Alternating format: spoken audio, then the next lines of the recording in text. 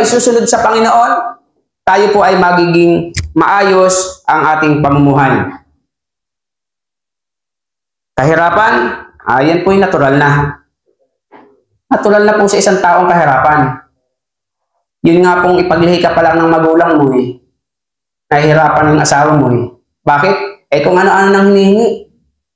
Ay, mangga. Hindi naman tagmangga. Ating gabi pahingi. Bubot. Ano? Samantalang tagbulaklak pa lang. Kaya kung saan-saan nakakaabot ng lalaki, maghahanap lang ng mangga. Pagdating ng mangga, ay ayoko na ng mangga. Nagbago ng panlasa ko. Pinya. Ay wala, di naman tagpinya. Kaya sabi ng lalaki, ano ba talaga gusto mo? Gatas ng manok? Ay, yun ang gusto ko, sabi ng babae. Kaya pahirap. Ano? Naglilihi pa lamang ay pahirap na. Kaya ang kahirapan, yan po ay kakambal na ng ating buhay. Ang mahalaga lamang, tayo po ay may Diyos na inaasahan. Na sa panahon ng kahirapan, mayroon po sa ating tumutulong. Ay napakahirap po naman na tayo ay walang kakampi sa ating buhay. Kasi yung inaakala mong kakampi mo sa mundong ito, hindi ka na kasi siguro. Bakit? May Judas eh. Huwag mo sasabihin, kaya nga sabi sa Biblia, sumpay na nagtitiwala sa kapwa-tao. May pagsasamahang madaling lumamig, ngunit may pagkakaibigang mas sigit pa sa kapatid. Lagi niyo pong pakatatandaan yan. Hindi lahat ng kasama mo, hindi lahat ng kasangga mo na inakala mo ay sa iyo. Malalaman mo ang tunay na kaibigan sa panahon ng iyong kagipitan. Pero kapag ikinagigipit at kinukutya-kutya ka pa, yan, mabuti nga sa iyo. Kasi piling magaling. Piling ka alam mo kung sino. Hindi po tunay na kaibigan yon. Kaya ang tunay na kaibigan, masusubukan mo po sa oras ng pangangailangan. So, sabi sa Biblia, magpasalamat po tayo palagi sa ating Diyos. Ano man po yung nangyayari po sa ating buhay, dapat po nating ipagpasalamat sa Panginoon. Ang sabi po sa unang Pedro 1:3, ang sabi po ay ganito, pasalamatan natin ang Diyos at Ama ng ating Panginoong Jesucristo dahil sa laki ng habag niya sa atin, tayo'y binigyan niya ng isang panibagong buhay sa pamagitan ng muling pagkabuhay ni Jesucristo. Ito ang nagbigay sa atin ng isang buhay na pag-asa. Ibig sabihin, ano man daw po yung panahon, ano man daw po yung sitwasyon ng ating buhay, ay magpasalamat po tayo sa Panginoon. Bakit? Habang may buhay daw po ay may pag-asa. Nang ang Diyos ay mamatay sa krus at ialay niya sa atin ang ating buhay, nagkaroon po tayo ng pag-asa. Kasi tayo po ay nahiwalay sa Diyos. Dahil sa ating kasalanan, dahil sa pagmamahal ng ating Ama, ibinigay niya kanyang bugtong anak na si Jesus upang ang sinumang sumampalataya, ang sabi sa Biblia, ay hindi na mapahamak, kundi magkaroon ng buhay na walang hanggan. Kaya, noong ang Diyos ay nagalit dahil sa kasalanan ng ating ninunong si Eva at si Adan, nang ialay ng Panginoong Hesus sa kanyang buhay, nagkaroon po ulit tayo ng kaligtasan. Ibig sabihin, ang Diyos po ay palaging nasa sa atin. At habang may buhay, may pag-asa. Lagi ko pong sasabihin sa inyo na habang may buhay, may pag-asa. Higit sa lahat ay buhay. Wala pong anumang bagay na pwedeng humigit sa buhay. Kayamanan, hindi po kayang tumbasan ng buhay. Maraming pera pwedeng, hindi kayang tumbasan ng buhay, di po ba? Kahit humiga ka pa sa pera, kung walang silbi ang buhay mo, di ka makatayo, di ka makalakad, bulag ka na, pipi ka pa, bingi ka pa, pilay ka pa, lumpo ka pa, ang dami mo ng pera, anuhin mo yan. Di ba ka hindi mo makita kung ano itsura ng pera? Di baling walang pera, di baling kakaunti ang pera, basta ang malaga, maganda at maayos ang ating buhay. Kahit minsan ay kinakapos, habang may buhay, may pag-asa. Ibig sabihin, magsikap lamang po tayo sa ating buhay at tayo po ay bibigyang ginhawa ng ating Panginoon. Huwag po kayong manlulumo sa problema. Huwag po kayong madadaig ng problema. Huwag po kayong mawawala ng pag-asa dahil habang may buhay, may pag-asa at naandyan po ang ating Diyos. Hindi ka po pababayaan ng Diyos kapag ikaw po ay sumusunod sa ating Panginoon. Ang sabi po sa aklat ng Awit, 136, purihin si Yahweh sa kanyang kabutihan, pag-ibig niya tunay, laging tapat kailanman.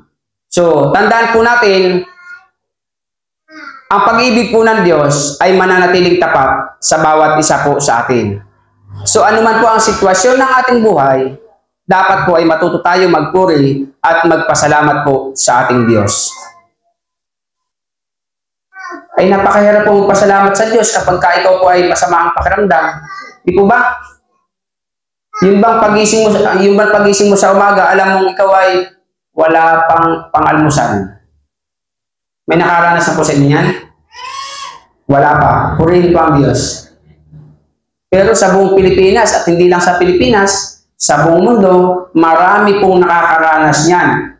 Bakit? Malawak-lawak at malayo-layo na po ang naikot ko, at marami na po ako, halos lahat na po ng klase ng tao ay nakasalamuha ko na.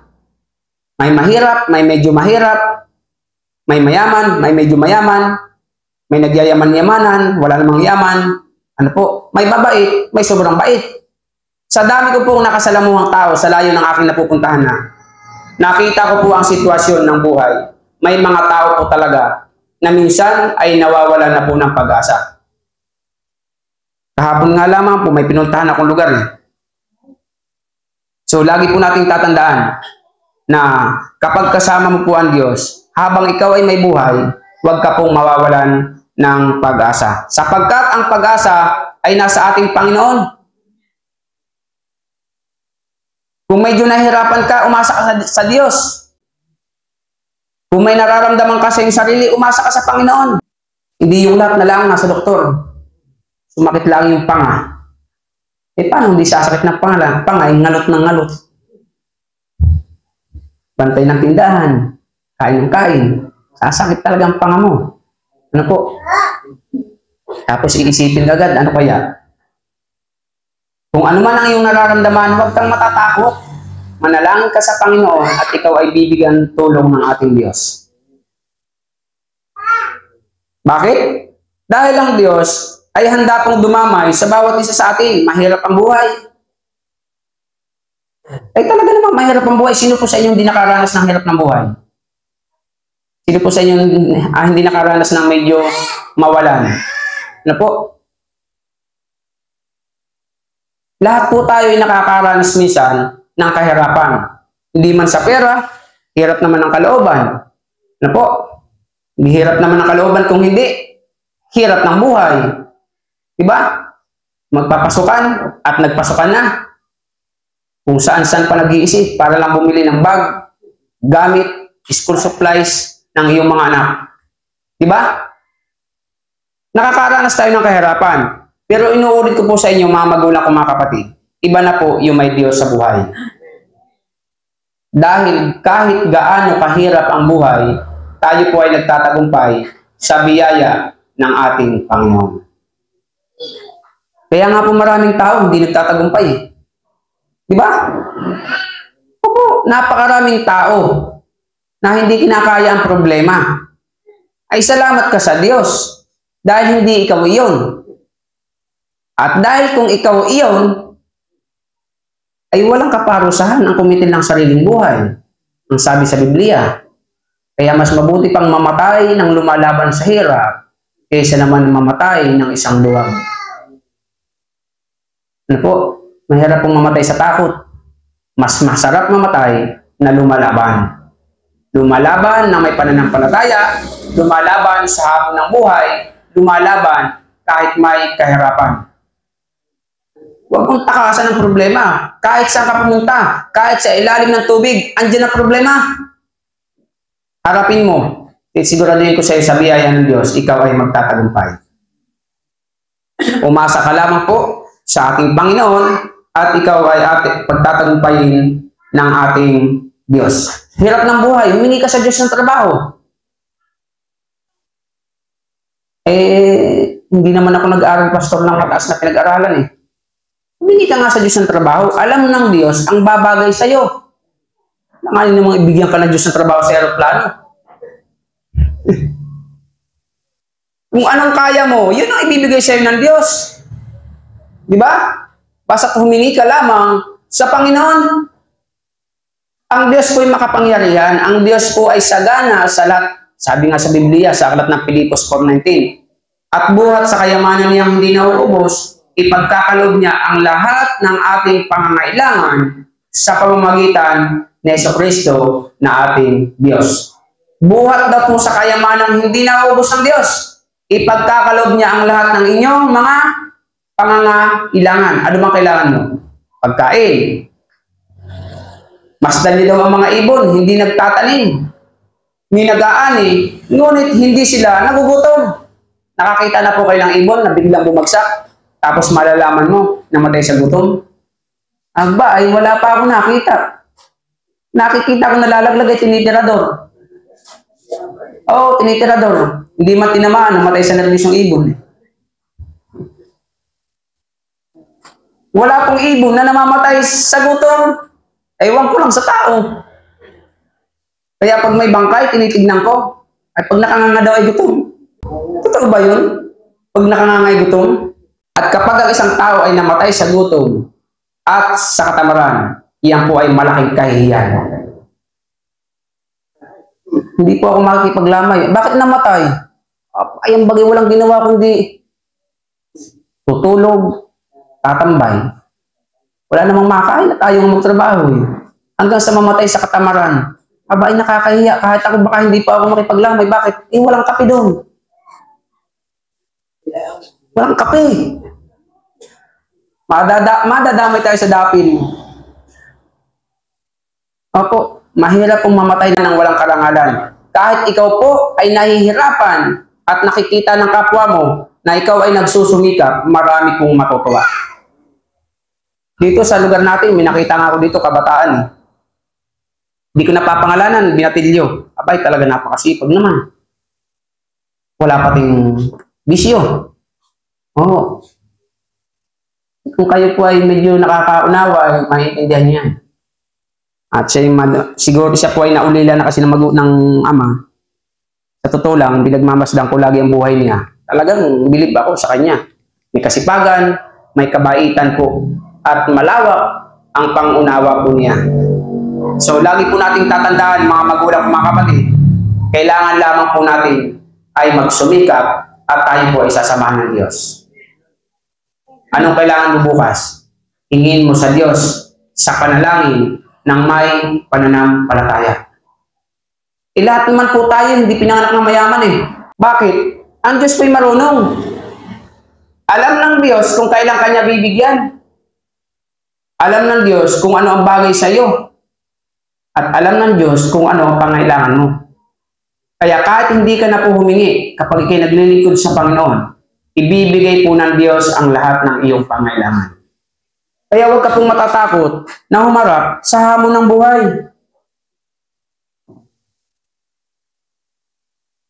Higit sa lahat, sikapin niyo po na tuwing linggo, makapunta po kayo sa gawain ng Diyos.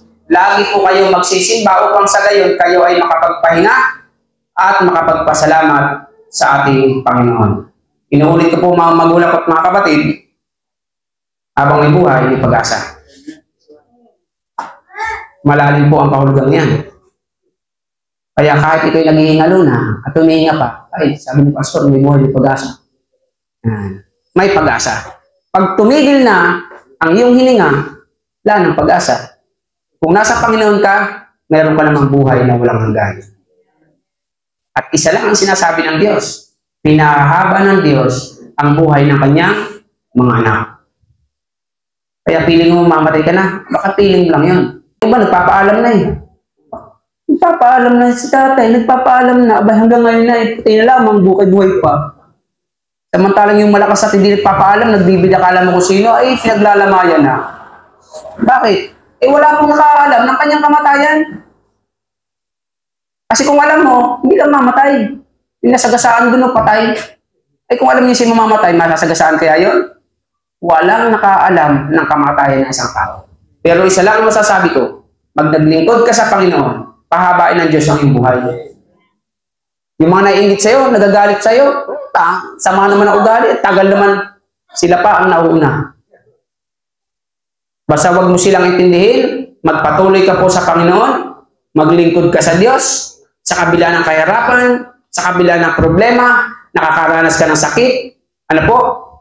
Huwag ka pong titigil sa paglilingkod sa Panginoon dahil isang araw, sosorpresahin ka po ng Diyos at ipakikita sa iyo ng Diyos na siya ay tunay na tumutulong sa kanyang mga anak.